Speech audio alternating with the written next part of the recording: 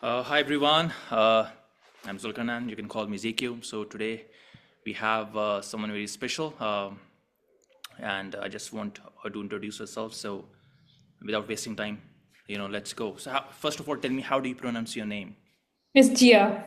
Jia. Okay, nice, Yeah, GLA, right? So tell me about yeah. yourself, a short intro of what exactly you're doing and where you're based and anything like, yeah. Okay. So I am a direct response copywriter I have been one for the past 8 years.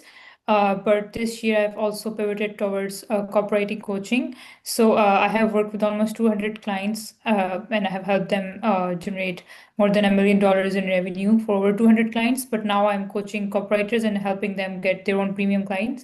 And I'm currently based in Paris.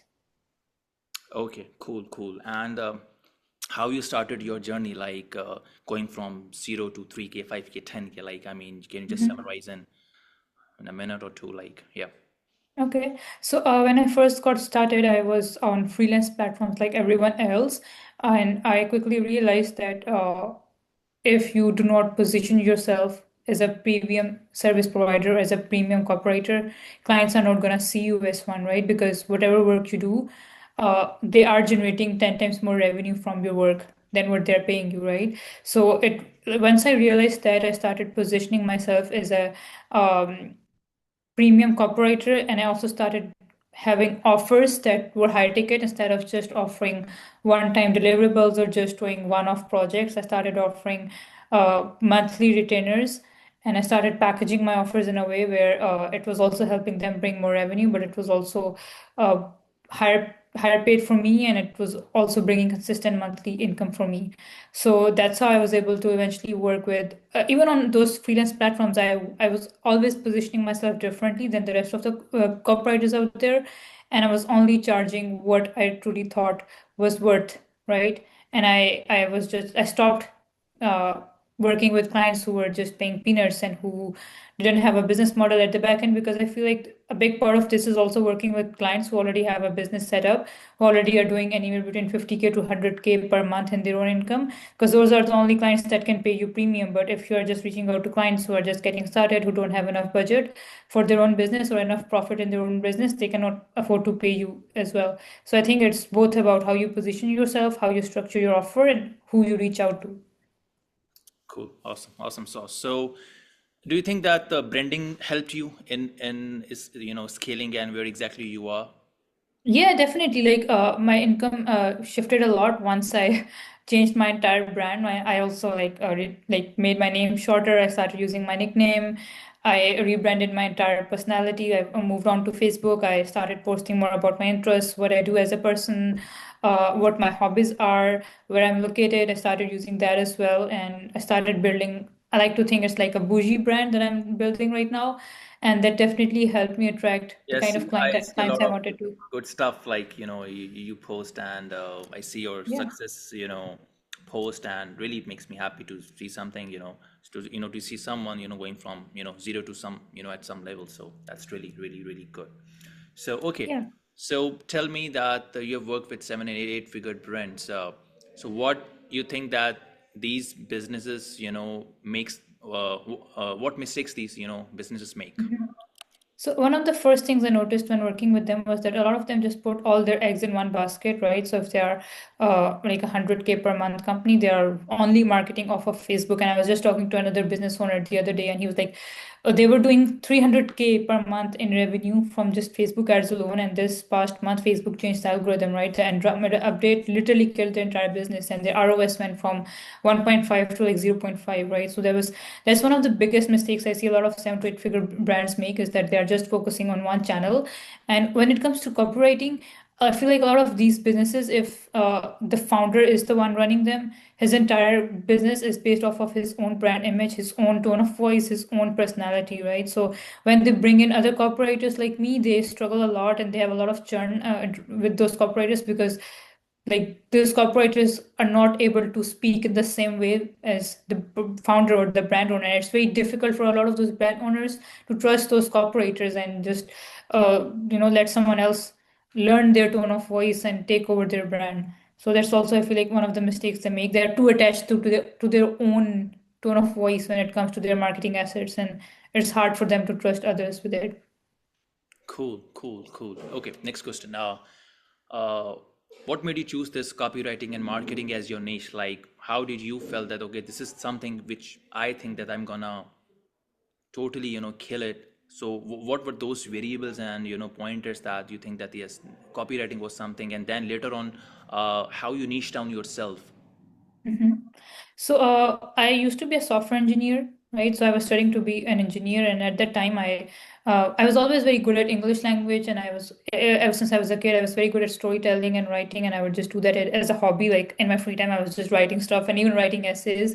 So that naturally, like the way I got started in this field was that I just made a blog of one of my travel experiences. Like I love writing my blog, and that blog somehow got attention of some US business owners, and that they were like, "Hey, we love your blog. We want you to write for us, right?" So I started writing for clients through that, and then I eventually learned copywriting. They started training me in copywriting as well, and then I realized that okay, copywriting is something that can really bring more revenue for business owners. And then marketing on top is even more interesting because you get to understand humans at their psychological level. You get to understand how to get them to take any action you want them to take. You get to understand their pain points, then you get to change their lives through the different products you're marketing, right? So I've always been extremely fascinated by it. Like every night before sleeping, I read a lot of marketing books. I'm reading a lot of marketing stuff. It's just something that lights my soul on fire. And I quit my engineering degree. Like I finished it, but I never used it. I never went back into it. And I've seen that people who are good at reading or like they read uh-huh. novels and are like I did same like in my school and college and university time. I used to read books and all that, and that actually helped me to be a good copywriter. And people Yeah, don't really because this is something that skill I was connecting with, and I yeah, feel that copywriting is something like it's not everybody's cup of tea. It's something more like you can say like kind of an field that is more connected with an art, like not yeah, everyone can play the music, right? yeah, This exactly. is something which you should be really good at, or then you just leave it. Yeah, exactly. But at the same time, you also should have the ability to understand other people and understand, like, have that empathy to pick up their pain points and like being able to translate into words on an ad or a landing page and then like take them towards an outcome that your product is offering them. So I think that's a very important skill to have. Cool, cool, cool. Okay, so tell me, what's your personal framework for writing copy that converts? Any formula, anything like what's your process?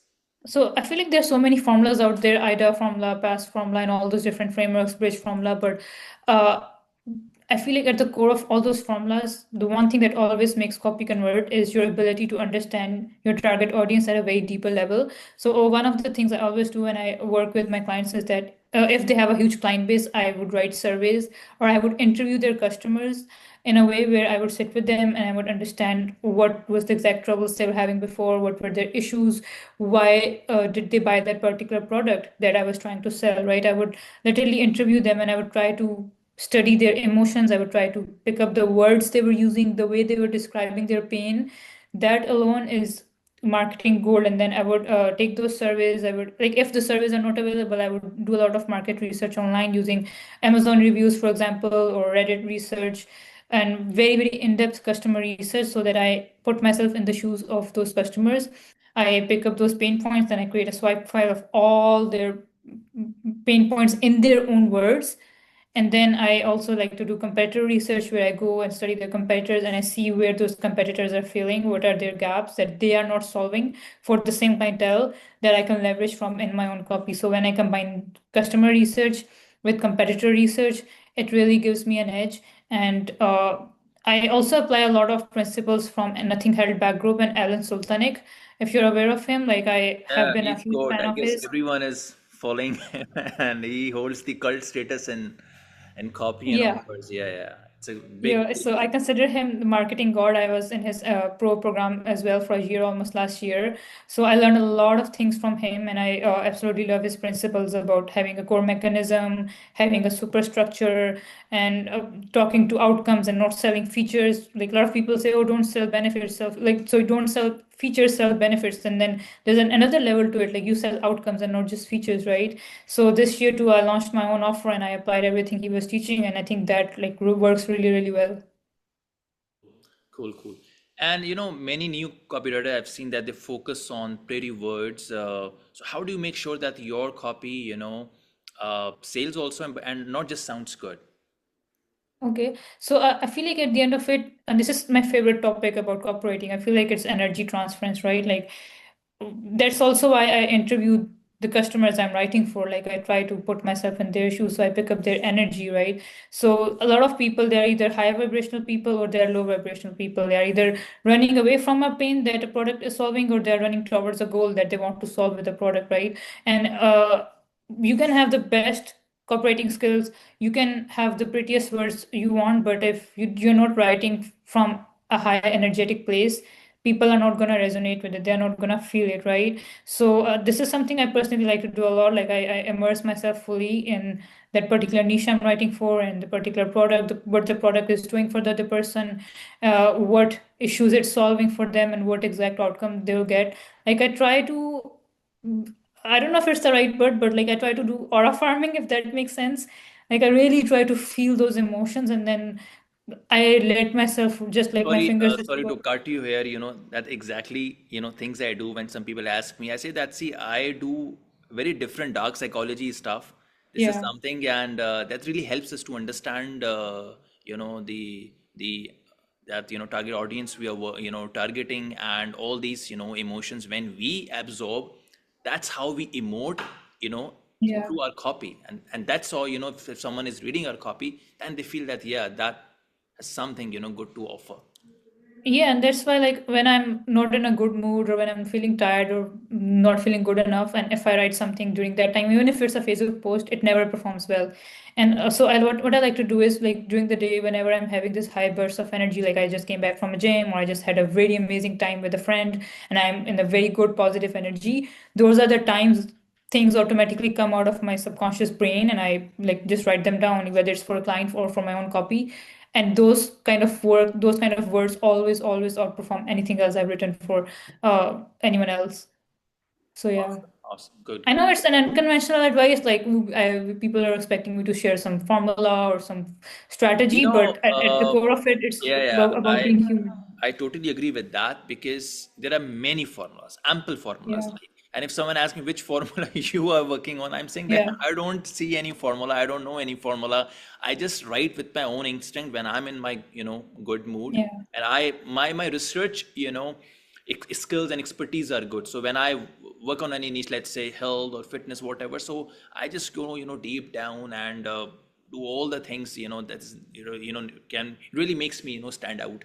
And that actually yeah, helps me, because once I understand, okay, this is what I have to do, I have to pull off, then it's all good to go. That's why I've said that it's an art.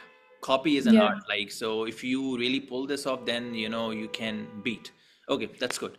So okay, Yeah. so tell me, how important is offer clarity if I compare with Mhm. good copy? I think it's all about offer clarity. Like I have worked with a dozen of clients where who had an offer, who had a good budget for copy and everything, and then I wrote like the best copy ever for them, and then it didn't perform, and then I was like, oh, maybe I'm a bad copywriter. But in reality, it was their offer that wasn't clear enough. Like their target audience wasn't clear enough. Their products and their outcomes were clear enough. They did not have a good mechanism at the back end. They had no process that they were selling. I feel like since I launched my own offer this year, I think this is very true. Like if your offer is clear enough, it is solving a very specific pain point for people, especially tangible pain points, then even if you write mediocre copy, it can perform very well. Whereas I feel like a lot of offers, if they're offering something very intangible or abstract, let's say like mental health offers, for example, where you are offering So, something so very can abstract. great copy can save a weak offer, or It's very difficult. It can, but it's very difficult. And then all the burden is on the copywriter. Oh, you have to save this entire offer and you have to burn the midnight oil and write the best copy ever. But no amount of words can convince someone to buy something that's not needed in the marketing, in the world. Yeah. okay, cool, cool, cool. And like you mentioned that you have like subbed over more than like 200. plus clients, right? So what did you learn from them, and how do you think that how one can differentiate from a $500 mindset to a $5,000 mindset? Okay, so I feel like it all comes down to how you brand yourself and how you position yourself, and also what you are willing to accept. Because a lot of those clients that I work with initially, they'll be like, "Hey, you are from a third world country. We cannot pay you, a certain amount of money. You have to just, accept the bare minimum and just give us like the lowest rate possible." And a lot of people are still positioning themselves like that, right? And then I was like, no, I don't care where I am situated in the world. I still have skills that are making them millions, right? So I feel like at the core of it, it's about claiming your power and understanding that even if you have worked with only 10 clients, if you have made them even like $1,000 or $2,000, you have the skills to make millions for a lot of businesses. So you have to accept that and you have to step into your power and you have to be confident about it, and you have to be unapologetic about it, and you have to have those boundaries with those clients. And like I said before too, if you are reaching out to clients who are already broke, who don't have any money in their own business, they cannot afford to pay you more. So your confidence level will stay stuck at that point, right? If you are working with clients who are only doing 10K a month in their own business, they cannot afford to pay you 3K to 5K a month, right? But if you are reaching out to people who are doing 100K to a million a month, then it's easy for them to pay you, and at the same time the work you're doing for them has more chances to succeed. Whereas if you write a website for someone or a landing page for someone and they don't even have the money to run ads to it, you will never know how your copy performed, right? So there is a huge part to it, which I feel like a lot of copywriters just, especially the copywriters who will stay on Upwork or Fiverr, they are stuck working for uh, clients who don't have big enough businesses or proper offers that are converting yet. I'll be very honest with you. In my life, I just started with that, Upwork and Fiverr, but I was like, no, no, this is not my platform, and I'll be Yeah. like selling myself like just like everyone. And then I started like working on my, branding, focusing more on the DMs, personalized, hyper focused, pitches, LinkedIn, Yeah. cold emails, and that's how. And one more thing, do you think that location helps us to stand out and charging high, or do you think that no, it's not that important? Well, You are some based of in the Paris biggest, and I'm based in yeah. Portugal, so how do you But see I that? wasn't always based here. Like some of the biggest clients I worked with were before I moved to Paris, right? So before moving here, I already had worked with a few big brands.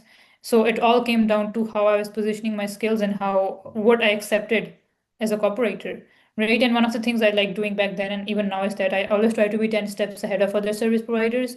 So I was always trying to see what more value I can offer those brands that other copywriters are not offering, which can then obviously improve my worth even more, right? So like in today's age now, everyone is like writing copy, but how many cooperators are out there becoming AI strategists or learning everything they can about AI and building their own AI tools to help those clients even more, right? So it's always about being 10 steps ahead of your other competitors in the market and positioning yourself in a way that helps you stand out, and also not being afraid of showing off your own social proof, because a lot of copywriters are scared of doing that. They work with a lot of brands and they don't even post the social proof or the results they generate for other people. So I feel like it's very important that you share your own social proof, you know what you're truly worth, and you're not afraid to ask for it.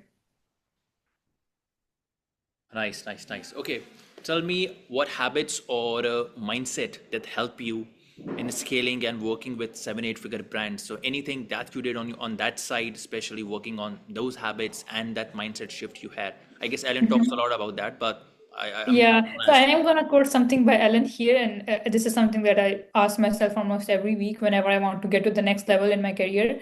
Is who am I not to be worthy to work with 7 to 8 figure brands? It's like one of the things Ellen taught us when I was in his private program, and like ask yourself again and again, who are you not to be worthy to work with it's 8 to 9 figure brands even, right? Like you keep asking yourself that question and again, and then your subconscious mind will not have any answer to that, right? Like you are someone who's worthy enough to work with big brands. If obviously you're not a scammer, you're not scamming people, and you're a genuine person who's willing to put in the work to help those brands, then you are someone who's worthy to help those brands. And when I started asking myself this question, that's when the biggest shift happened for me, and I had that confidence in me to go ahead and pitch myself to those big brands and actually close them. Awesome, awesome. So again, any platform you recommend that this is your way to close clients, or this platform you use, or this is your outreaching method, like apart from your branding part, like any Mhm. outreaching methods you use? So This is something I'm working on even from my own coaching program. I feel like it's very restrictive to just tell others that, hey, this is the platform you should use, because especially in the marketing space, I feel like, and especially entrepreneurs, I feel like a lot of us have ADHD, and a lot of us are also living a very fast-paced life. So I personally, whenever I worked with coaches, whenever I hired coaches to help me learn this stuff myself, I couldn't implement everything they were teaching me because they would just put me in a box that, oh, just go do email marketing, or just DM people on Facebook every single day, or just do this or that, right? So I feel like it's very important that you first of all understand your own personality and how you work every single day, what is your way of showing up for your work, and then you find a strategy that best fits your way of working, right? So like I'm someone who cannot do repetitive boring work every single day. A lot of coaches, like I paid them thousands of dollars and they taught me all the best email marketing strategies, but I kept failing at it. Every single month I would sit and I was not able to spend more than 5 hours a week to do email outreach, and I would just always fail to hit the numbers, right? But then I realized that, okay, it's easier for me to sit on Facebook where I'm chatting with people, I'm getting to know them, I'm building relationships with them. So there's this thing I like to call a relationship outreach, right? So I try to build, and most of my clientele came from my Facebook profile. Like some of my biggest paying clients were from Facebook because I was just genuinely helping them, building relations, building friends, giving away free information. I was so like I can just chat about any marketing topic and DMs for hours and hours and hours, and instead of just I guess sending two variables are very important. One is help and one is connection. Like, I mean, yeah, if you focus on building a connection and if you're just helping people, at one point, they're gonna, hit back and then, yeah, so I guess that also helps on my side also. And some people ask me, oh, what's the any different outreaching method you use? I just, tell them that, hey, I just focus more on the connection. I just yeah. try to be being myself. Yeah, that's it. So good. Okay, so I guess we all learned offers, from Alan and NHP. So when you working on your offer, so what's how you just framed your offer, like the front end, back end. I mean, just and also tell me your program, that Mhm. how it's working and how it can help the copywriters, to scale and like whatever level they are.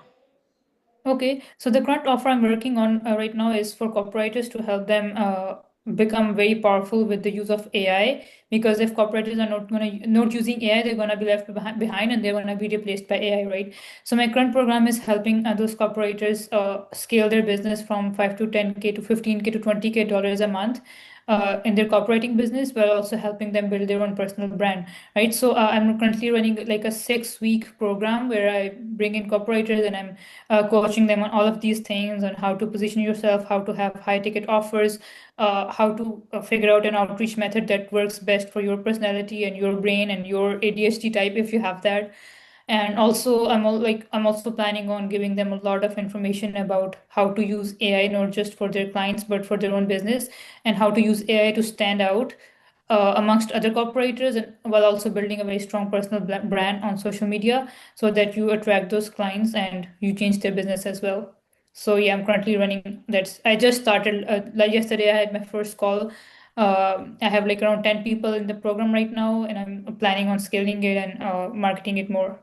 So it's a like a live workshop, or it's gonna be like how you gonna like run So it. they will have access to, since I just started it right now, I'm still building the course. So they will have access to a course that they can watch, while also having access to weekly coaching sessions with me, like 1 to 2 hour calls with me. Then I'm also bringing in a few other experts, because I feel like a lot of copywriters, they don't have a skill issue, they have a confidence issue, and they have a lot of fears because of which they never manage to charge what they're truly worth. So next week, I'm bringing in like an identity and mindset coach who's gonna help them reframe their identity from just a broke, feast and famine copywriter to a highly paid, successful copywriter. We're gonna do a lot of identity work in there. My program is called the Bougie Copywriters Program. So the identity I'm helping them build is of someone who is quite bougie And and what already what does successful. that word mean? If So you might bougie comes explain from to a a French layman. word.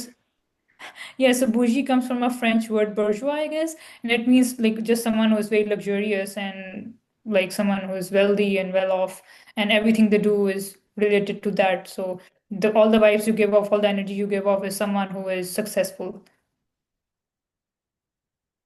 Cool, cool. Okay, Yeah. so I've seen that you talk a lot about strategy. So what's one? you can say a skill that anyone who is not just started his copywriting, or any marketer who is like at a beginner stage, they must have this thing, or they must learn that. Well, I feel like if you're just getting started as a copywriter, it's obviously very important to master the copywriting basics and all the copywriting formulas and the psychology behind copywriting. But AI can already do that now. So your next job is to become better than AI. And this is something I was telling the students in my cohort yesterday as well, that get AI to write copy and then sit and try to write better than AI. So see how you can master AI, see how you can use all the AI tools to your advantage and combine your human experience with AI and become even more powerful. It's like, how when Iron Man, he wears his suit, like he's just a regular human, he's very smart, but then when he wears his suit, he becomes 10 times more powerful. So think of AI like that. And I'm like teaching them all of the ways they can do that, like learn how you can use AI to become 10 times more powerful, not just for your clients, but for your own business as well. So like the world is headed in the direction of AI. AI is slowly taking over everything, and your human experience is what's gonna keep you irreplaceable, and learn to use AI to your advantage to stay irreplaceable in the coming future. Yeah. Cool, cool. Okay, so tell me how you have positioned yourself as a copywriter. Like, are you focusing on just one niche, or you just like targeting like whatever work you get, or you just into offers? So yeah. Okay. So when I first got started, since I came from a tech background, I was automatically attracting a lot of tech clients and SaaS clients. And because that was my degree, I had a lot of knowledge in that area. But then I found myself being more interested in the beauty niche, in the fashion niche, in the e-com niche. Also because I used to have my own e-commerce brand as well. Like I launched a hair oil, so like I had a lot of knowledge in the e-commerce part as well. So I feel like your niche should be about who you are as a person and what your hobbies and interests are, and then you should know what niches you will never target. Like I will never target niches like financial niche, crypto niche, or anything like medical niche, for example. Whereas like I have a lot of interest, I'm like a multi-potentialite, right? Like right now I also have a lot of interest and knowledge in the makeup and fashion industry. I have a lot of interest. I have built websites too, I have built applications as well. I've Like seen I've your built. your interest in fashion and all reels, so I think yeah, I guess if Yeah. you're gonna do that, you're gonna crush it. Yeah, so I feel like your niche should come from who you are as a person and what your hobbies and interests are. Like if you are into fitness, then that's automatically your niche. If you are someone who loves like hiking, for example, and adventures, then that's your niche. So I think you should just study who you are and then offer, make your services around that.